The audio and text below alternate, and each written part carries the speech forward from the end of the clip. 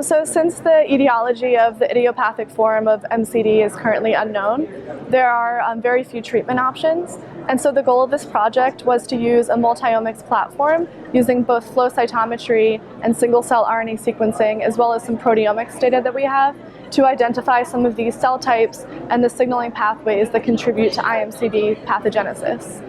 And since this is a rare disease, we have very few samples, so we utilized this novel approach comparing within individual patients samples from flare and from remission. So that allows us to have a smaller sample size as opposed to comparing population-wide with healthy donors.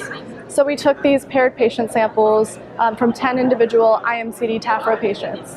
We performed flow cytometry and single-cell RNA sequencing, and we identified T-cell activation as well as expansion of inflammatory monocytes. And so having seen that, we wanted to ask whether there are any signaling pathways in those cell types that could be contributing to pathogenesis.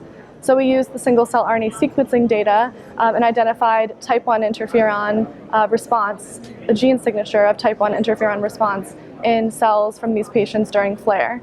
And this is something that we typically see in the case of viral infection, but we also see type 1 interferon response in more common diseases such as lupus. And so there are therapies that we could potentially use to target this pathway.